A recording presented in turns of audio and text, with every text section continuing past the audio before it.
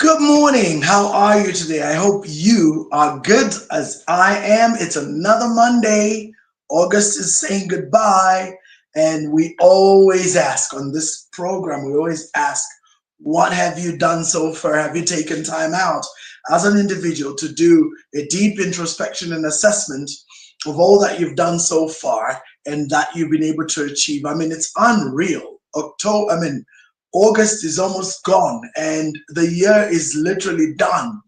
And we're even moving from the cold season to the warm season now. It's just no longer the same cold stuff anymore. I mean, times really are changing. And so, again, I always challenge and say, what are you doing? Have you put in place everything necessary to ensure that your goals, your targets, the things that you wanted to achieve are being achieved? And even if they're not being achieved, are you at least inching towards that? That's a very important factor to take into account as you reflect, as you ask yourself, what have I achieved? This is the fourth and final week of August, and so it really is something to think about. It's something to reflect in our lessons here, especially under Dr. Sunshine Sylvia's program. There's always the issue that asks you about what you're doing, how you're assessing, how you're balancing your wheel of life. What are you doing with all these things? Because if you don't do that, you will wake up one day and realize your time's gone. Everything is done and time has passed. I'm at an age now, and so is everybody else on my platform with me here. We are at an age where you actually start to realize that the time ahead of you is less than the time behind you. That's a very sobering thing. And so every day you must realize that your day is not just a gift. It is something given to you. It is something that you're blessed to have. And that's why we call it the present. The present. Every single day you wake up and are able to do this and that and go about your business in your whole stature is a present. And so you must make sure that you do everything within your power to ensure you maximize every single day, because there is an illusion out there, the illusion of making up for lost time. I always tell people that that's a deep illusion. Time itself is a persistent illusion. So if you're not going to utilize every moment that you have, my friend, you will wake up one day and you will be an old man or an old woman and you say, where did the time go? What did I do with it? Did I get anything sensible? And Dr. Sunshine teaches a lot about family and home. It's so interesting in the wheel of life when we talk about family and home. In my space, in my 8 areas or 8 arenas, we call it family. So many people ignore that quadrant. They ignore that space for a long time and only come to do so much for it after it's too late. It's amazing. You now want to be with family, you want to be with people, your children, you want to be with your spouse, you want to be with your, but by the time you want to do that, that's gone. Because that time is gone, it's not there anymore. Time can never be made up for. What you can do now, as the saying goes, the best time to have started taking value or valuing your time and your family especially was yesterday. The next best time is now. So don't ever sit back and think, I have time, I'll do it over the weekend. No, I have time. We'll really enjoy on the end of the month, or I'll enjoy the end of the year. And when the end of the year comes, okay, things aren't enough. Let me do it the other week. And you just keep doing that. And before you know it, either they die or they're too old, it doesn't matter anymore. You missed all the great points that you should have emphasized. I digress. Today, we are looking at the subject of bootstrapping, continuing our series. And I must first and foremost mention that we are here every single day, Monday to Friday. Mondays is myself. Tuesdays is Sunshine Sylvia. She comes through with Mindset Change Program. Wednesdays, we have our wonderful team of mompreneurs. Thursday, Dr. Nelly with her show, Prosperity for Your Soul. And Friday's New Image is still running with us as they work towards launching their product and service under the health and wellness space. Now, today, I want to pick it up and continue on my program around bootstrapping, how to scale your business. And today we're going to build even further. We're on number 12, so we've been at this for a while. Scaling is one way a business moves from being what Americans would call a moms and pops business, or what I would call with our local colloquial, fuere de enterprises, in which all operations are dependent on you, the owner, being present. Okay? Whilst this is indeed how we must all start in order to gain the much needed experience for growth and establishment, we certainly, hear me, we certainly must get to a point where we transcend the stage. We move away from that. Now, bootstrapping is that process by which all resources for growth and establishment of a business are done using resources within one's disposal. There are four distinct phases of bootstrapping. I've said them so many times: starting, validating, optimizing, and scaling. Now, when it comes to scaling of any business, because we've covered everything about scaling now, there are 5 factors you need to be aware of. These are assess and strategize, we looked at that. Seek financing, we looked at that. Secure your sales, that's what we covered last week. Invest in technology, what we're looking at today. And hire the right staff or strategically outsource. Today, we're focusing on the 4th one, which is investing in technology. Now more than ever, my dear friends, technology has become such an integral part of business that those who do not utilize it risk being very inefficient in service delivery, simply because tech allows one to utilize cutting-edge tools and optimize systems. Remember my definition of what the difference is between being effective and being efficient. Let me refresh your memory. Being effective is doing things right so that you get the desired result. Being efficient is doing the right things to achieve a result with minimal expending of resources, meaning time, effort, money, processes, and people. Those are resources.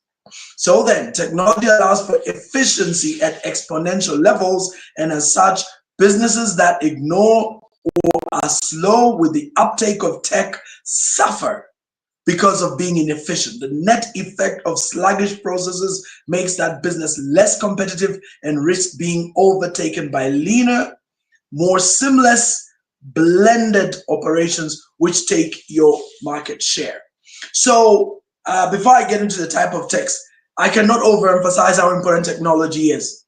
We live in an era and a time where now AI is literally the next disruptor. It's already disrupting, but I actually dare say that AI isn't just a disruptor. AI is literally, for lack of a better word, the next big, what's that word? There's a word in English, which I love so much. It comes from science. The word itself is the term, what's it called again? Event horizon. But that's not the word. But it is an event horizon, but there is an event that takes place. Singularity. I was waiting. That slipped my mind. So AI is the next singularity in our journey of growth as humanity. I can give you several. I don't believe in evolution, but for the sake of the conversation, let's go with it. The first singularity humanity had was language, the ability to communicate very complex ideas using these very words you're hearing me speak. Something that no animal in the animal kingdom can do. So language is profound, and not only could we speak it, but we could write it down and therefore be able to conjure what essentially was something in the mind. Further, we would be able to pass this on to others. So even if we died, others could read our idea. Even if they're far away from us, they could read what we're pushing as an idea, then that would be able to make them continue to do what I shared. So in other words, language created the first form of immortality. That's right, you live forever in your words. That's how profound language is. It changed completely the very terrain of humanity and development. The second singularity that totally transformed our lives as we know it in ways which I can't even begin to explain was gunpowder, of all things. Yes, gunpowder changed everything. But next to gunpowder, because gunpowder created bullets. Bullets changed how wars were fought. That totally transformed everything about life and victory and conquest. But the third singularity was the printing press. That's right. The ability to print words and therefore mass produce ideas.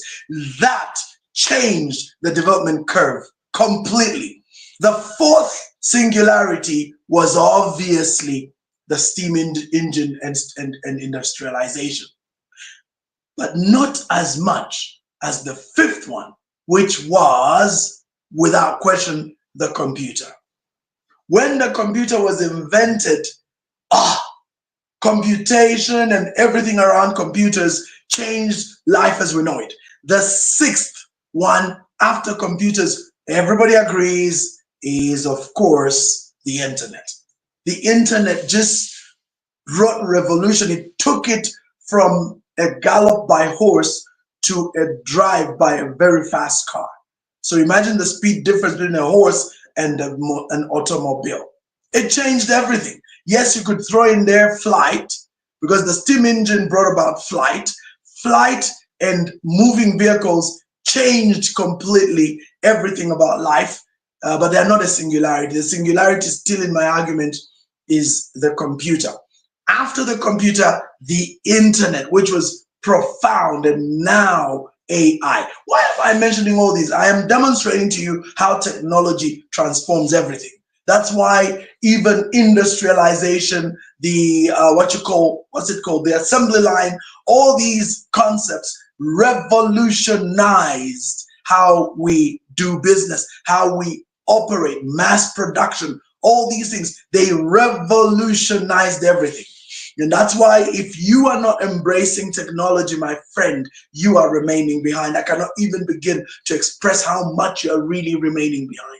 And that's why even for people like me who are BC, people like Dr. Sunshine, people like Dr. Nelly, that's why we have embraced tech, because tech transforms, tech changes the playing field. It flattens it and it gives you an edge over everybody else. If you are still using telex, just imagine how ridiculous that is, because no one's using telex anymore. Landlines are all but gone. Telephone, what are they called? Those, what are they called now? Booths. Telephone booths are history.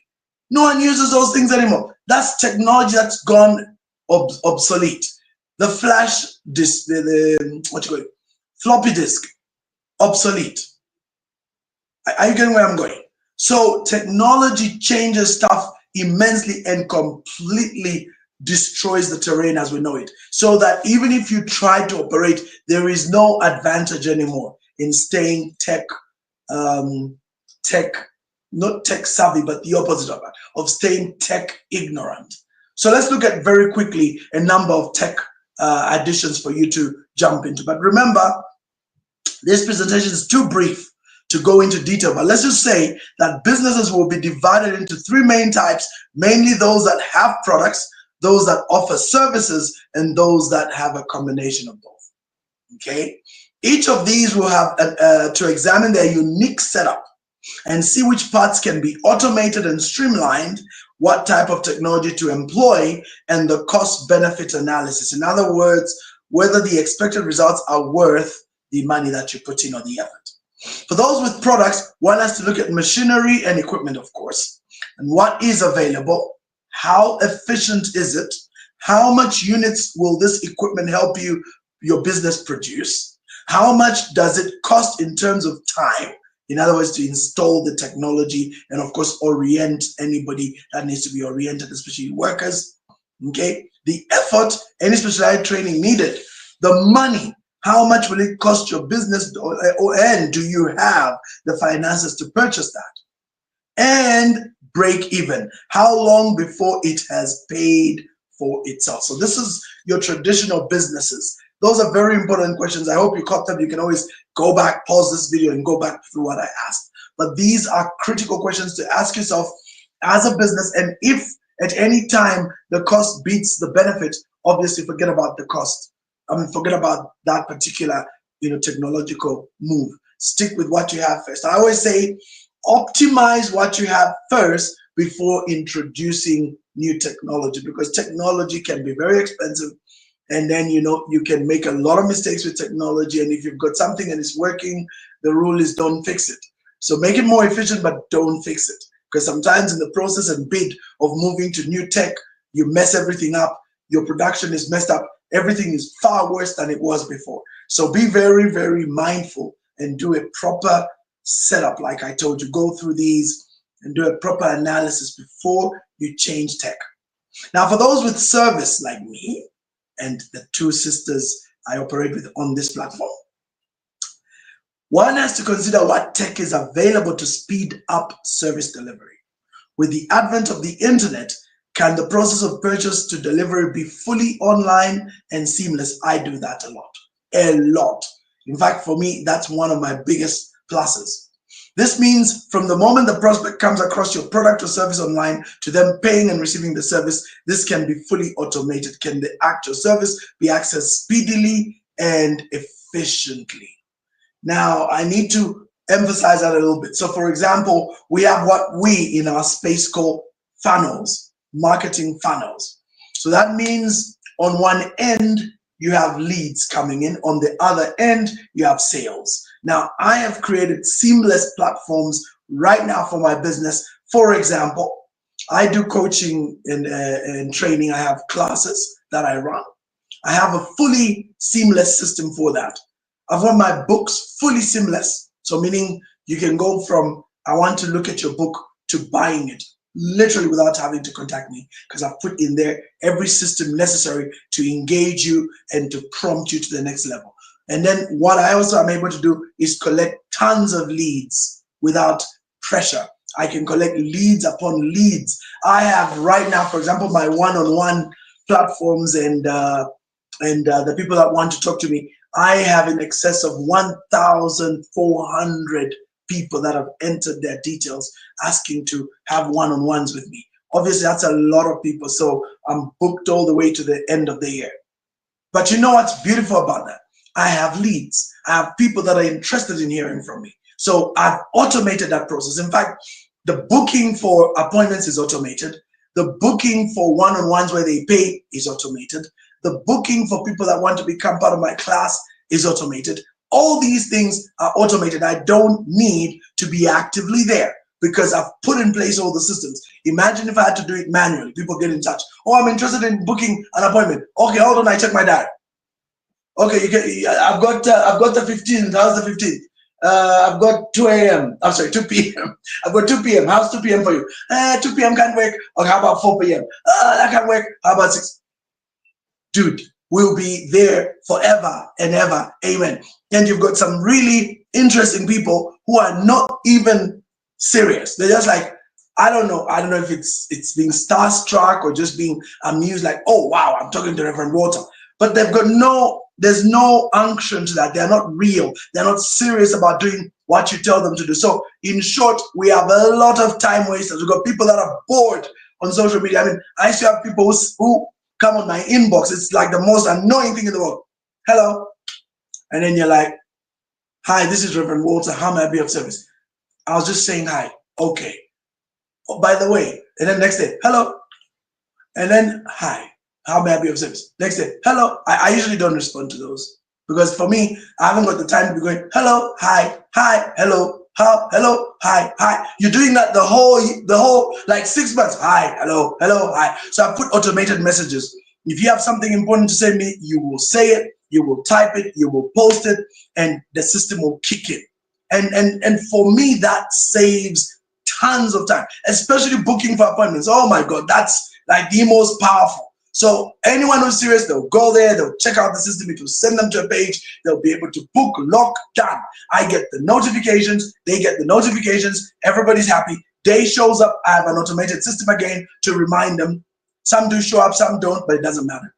You see, what these appointments do for me is they generate a lot of business. Believe me, they come in free, but many end up either on my marital therapy programs or on my business strategy programs or in my Unleashing Your Destiny classes or in my neuropsychology classes. So four things I'm running right now can be obtained 100% from those leads. So when I'm doing free sessions with people, in essence, from those free sessions, I am obviously sowing, which is a form of marketing. But at the end of the day, there are some of those people, about 10%, maybe 5% of the numbers that come through for the one-on-ones actually convert into serious business. I've got one client right now who's spent in excess of 45,000 kwacha with me.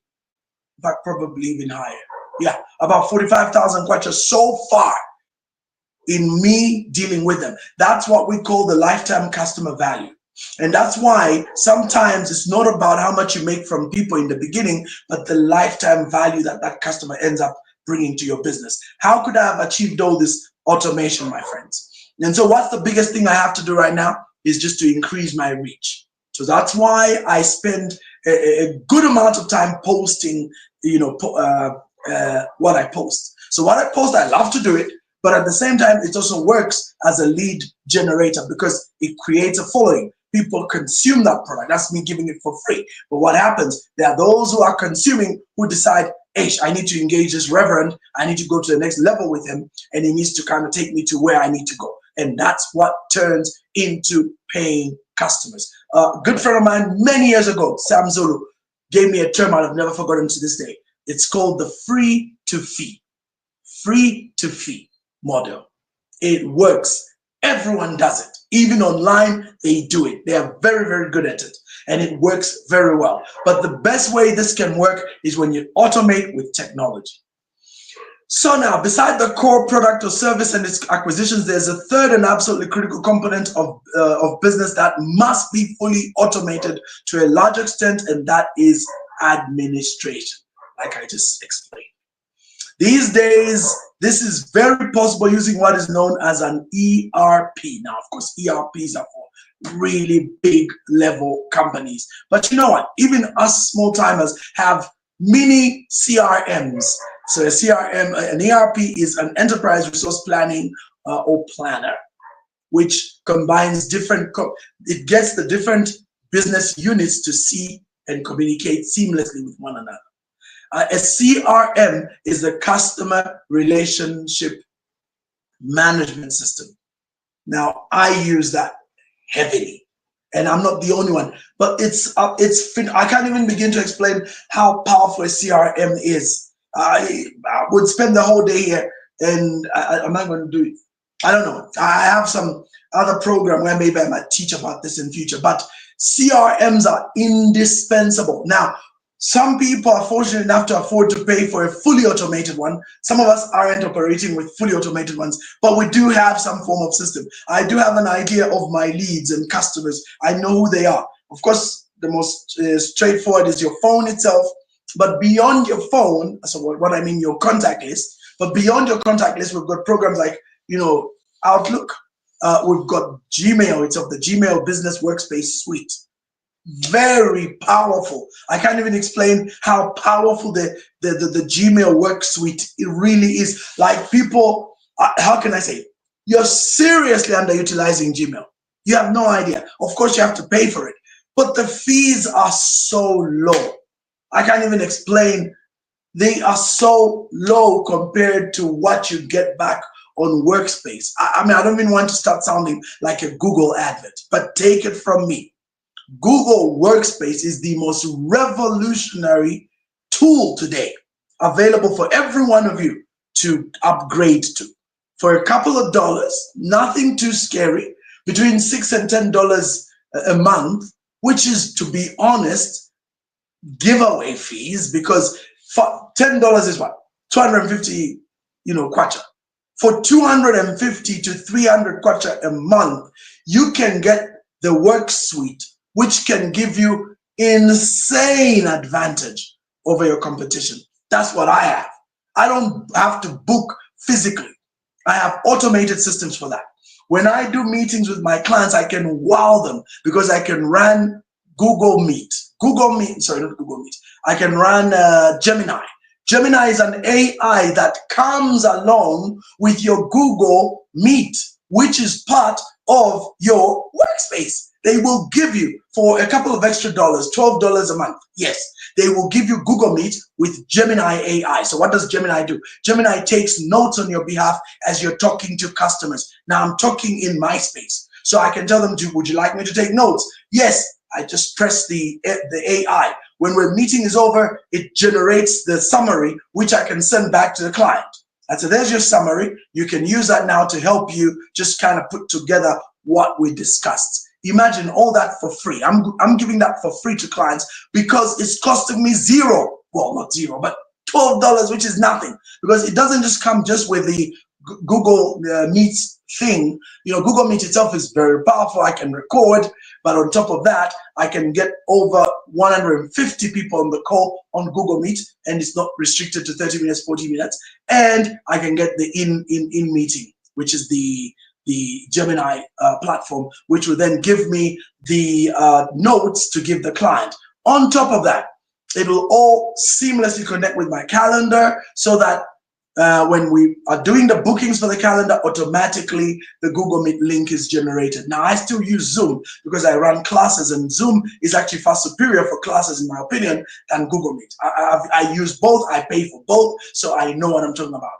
So then imagine we still use StreamYard. StreamYard helps us to connect to multiple social media platforms and put all these little things you see on the screen. You know, the little, you know, the annotations. You've got my logo over there. You've got the, over here, yeah, there.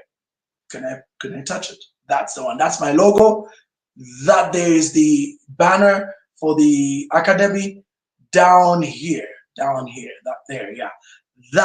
That one there. That's the meeting title. See? And I can change that instantly to details. Have you seen that? I've got details there, Rev Walter, blah, blah, blah. And then you've got this window here. That's sunshine. I can do, you know, with StreamYard, I can do tons of stuff.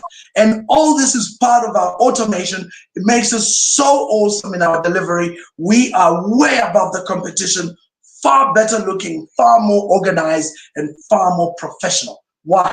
Because we have leveraged technology, unlike others who are afraid to leverage technology. So now, with the CRM, with the ERPs, these things can see each other, and that increases your capacity to operate very powerfully.